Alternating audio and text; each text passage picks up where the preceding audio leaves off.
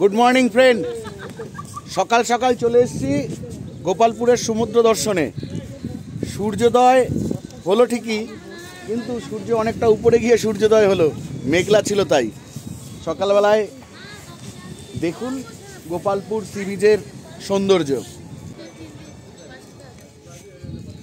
দারিংবাড়ি গোপালপুর ভ্রমণের আজ আমাদের পঞ্চম দিন, আর সেই দিনটি আপনাদের সামনে তুলে ধরছি।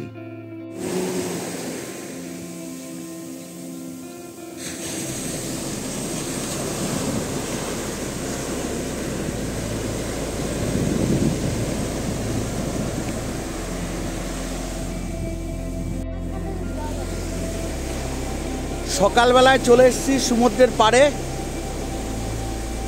ঢেউ দেখতে দেখতে পাড় বরাবর হেঁটে চলেছি। দীঘা পুরীর মতো জমজমাট নয় ঠিকই, কিন্তু বিচ কিন্তু খারাপ নয়, বেশ ভালোই, ঢেউও বেশ ভালোই। আজ কিন্তু স্নান করব, সেই ভিডিও আপনাদের আমি দেখাবো। হঠাৎ করে দেখতে পেলাম জেলে ভাইরা মাছ ধরে নিয়ে আসছে। এই যে জেলে ভাইরা মাছ ধরে তুলে আনলো, এই মাছ আপনাদের দেখাবো এবার যে কি কি মাছ ওনারা তুলে আনলো। আর আমরা তো সব নাম হয়তো জানবো না, কিন্তু চেষ্টা করব যতটা সম্ভব আপনাদের জানানো। বাহ, কি সুন্দর রূপোলি মাছ, একদম চকচক করছে।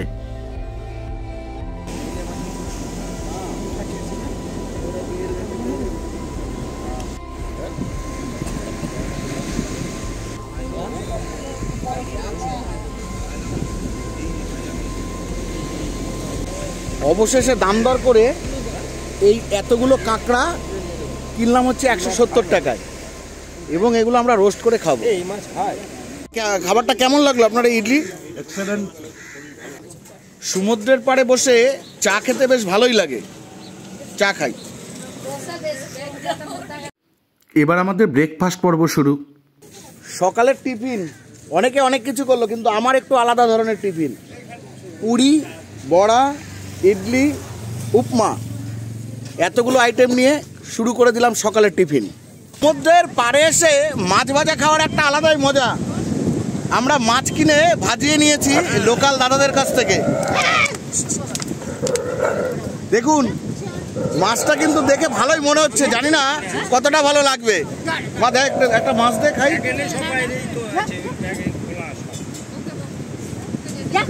একটু মাছ ভাজা খাচ্ছি, ভালোই লাগছে। ভালো ভালো, বেশ ভালো।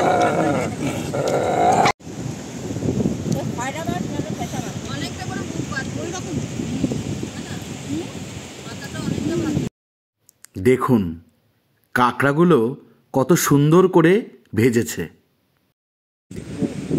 সমুদ্রের পাড়ে এসে কাঁকড়া ফ্রাই খাচ্ছি, এবং বুঝতেও পারছি যে কাঁকড়া ফ্রাই কতটা সুন্দর।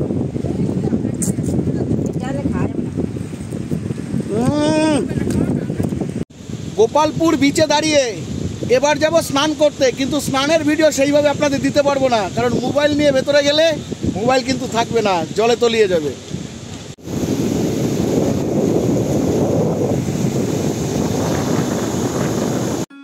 এবার আমরা সবাই স্নান করায় ব্যস্ত হয়ে পড়লাম। অনেকক্ষণ ধরে সমুদ্রের জলে আমরা স্নান করলাম। গোপালপুরের এই হোটেলটিতে আমরা ছিলাম। পরবর্তী একটি ভিডিওতে গোপালপুরের আরও অনেক হোটেল এবং এই হোটেল, তার সমস্ত বিবরণ আপনাদের সামনে তুলে ধরব।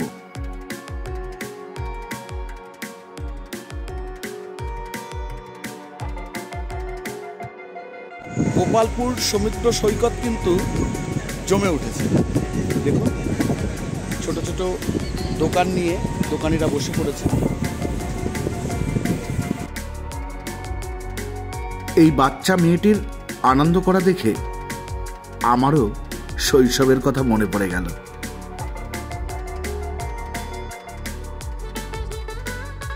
লাঞ্চের পরে আমরা আবার সমুদ্র পাড়ে চলে আসলাম। দেখলাম ছোট ছোট দোকান নিয়ে বিক্রেতারা বসে পড়েছে একদম গোপালপুর সমুদ্র সৈকতের অধিকাংশ জায়গায়।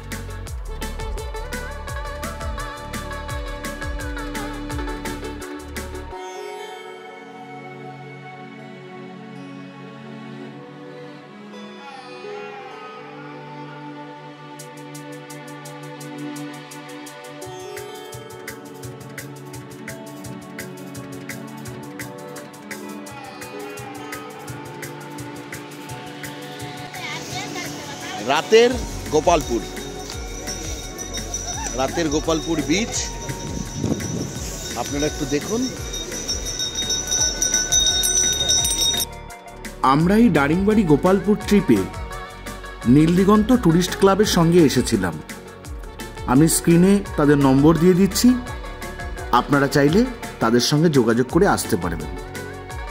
বন্ধুরা, আমাদের ভিডিওগুলো যদি ভালো লাগে অবশ্যই লাইক করুন, কমেন্ট করুন, শেয়ার করুন।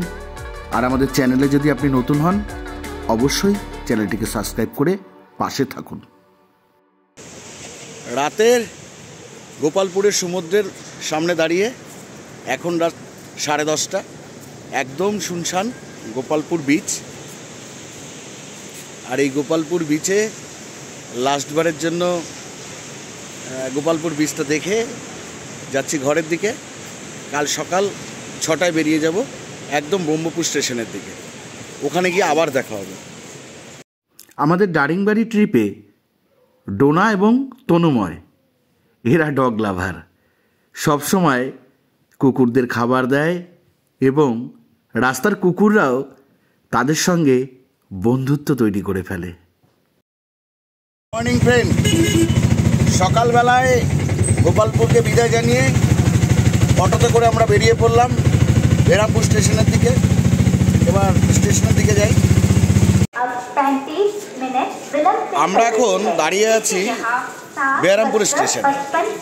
আমাদের আজকে ট্যুর কমপ্লিট হয়ে গেল, এবার আমরা বাড়ির দিকে যাব। ট্যুর মোটামুটি আমাদের খুব ভালোই হলো। এই নীলদিগন্ত ট্যুরিস্ট ক্লাবের আয়োজনে যে দারিংবাড়ি গোপালপুর ট্যুর হলো, এই ট্যুরটা কেমন লাগলো? আমার তো খুবই ভালো লেগেছে, আরও মন চাইছে যে আরেকবার আসি এখানে ঘুরতে। কারণ সবথেকে ভালো লেগেছে দারিংবাড়ি থেকে গোপালপুর যাওয়ার যে রাস্তাটা, খুবই ভালো লেগেছে আমার। কারণ এরকম ট্যুর এর আগে কোনো সময় আমি করিনি, কারণ এই জন্যে আমার জন্য এটা নতুন একটা পাওয়া, এই গোপালপুর বিচটা। এইটুকু। আর পরিষেবা নিয়ে? পরিষেবা তো খুবই ভালো ছিল, কেন খাওয়া দাওয়ার না কোথাও অসুবিধা হয়েছে না থাকার কোনো অসুবিধা হয়েছে। আর যে আমাদের সাথে যে নিয়ে এসছে আমাদেরকে, তার মানে তোমার পরিচালনা খুবই ভালো। কারণ আমাদের না কোথাও দাঁড়াতে হয়েছে ঘুরতে এসে, না কোনো বিরক্তির মুখোমুখি হয়েছি আমরা। সব দিক দিয়ে সব কিছু ঠিক আছে। Thank you. দারিংবাড়ি ট্যুর কেমন লাগলো তোমাদের? আমার তো খুবই ভালো লেগেছে। আর তোমার সাথে তো আজ থেকে আসা নয়, তোমার থেকে গত 11 বছর ধরে আসছি, নতুন করে কিছু বলার নেই। খুবই খাওয়া থাকা সব কিছুই খুব ভালো ছিল। আবারও আসবো নতুন কোনো তুমি প্ল্যান করলে। Thank you. ট্যুর কেমন লাগলো বৌদি? খুবই ভালো লাগলো, খুব এনজয় করেছি। খাওয়া থাকা সমস্ত কিছু সুন্দর। আবার যখন ট্যুর করবেন আবার আমরা আপনার সঙ্গেই আসবো। ধন্যবাদ। পরিমলদা, দারিংবাড়ি ট্যুর কেমন লাগলো? দারিংবাড়ি গোপালপুর ট্যুর যদি একটু বলেন। খুব ভালো হয়েছে, নির্ঝঞ্ঝাট শান্তিপ্রিয় জায়গা। ট্যুরটা খুব ভালোভাবে কন্ডাক্ট করেছে, হ্যাসেল ফ্রি। খুব ভালো, খুব ভালো। Thank you, thank you. বলছি দারিংবাড়ি গোপালপুর ট্যুর আপনার কেমন লাগলো দাদা? খুব ভালো, খুব ভালো। কানুর পরিষেবা খুব ভালো, খাওয়া দাওয়ার দিক দিয়ে খুবই ভালো। হ্যাঁ, কালকে শনি রোববারে খুব ভিড় গোপালপুরে। দারিংবাড়িও খুব ভালো জায়গা, সবাই একবার এসে ঘুরে যেতে পারেন। বেশ কিছু ঝর্ণা আছে দেখার মতো। হ্যাঁ, সময় কাটবে ভালো তাদের যারা আসবে। আমার তো খুবই ভালো লেগেছে দুটো পাশাপাশি ট্যুর করে। কিন্তু কানুর পরিষেবা ভালো, খাওয়া দাওয়া ভালো, হোটেলও ভালো, সব হোটেলগুলো খুব ভালো, পরিষ্কার পরিচ্ছন্ন হোটেল। তারপরে দারিংবাড়ির যে হোটেলে ছিলাম তাদের ব্যবহার তো মানে তুলনা করা যাবে না, এত ভালো। ঘরও খুব ভালো ঘর, জল ফ্রি আছে, অ্যাকোয়াগার্ডের জল ফ্রি তা ওই ঘরে। ঠিক আছে, খুব ভালো লাগলো কানুর সঙ্গে ট্যুর করে। আবার দেখি কোথায় করে কানু, সেইখানে যাব আবার। ধন্যবাদ দাদা, ধন্যবাদ। এরপর আমরা ব্রহ্মপুর থেকে ট্রেন ধরে হাওড়ায় ফিরলাম। তাহলে বন্ধু, এই ভিডিও এখানেই শেষ করছি। আবার আপনাদের সঙ্গে দেখা হবে পরবর্তী একটি নতুন ভিডিওতে।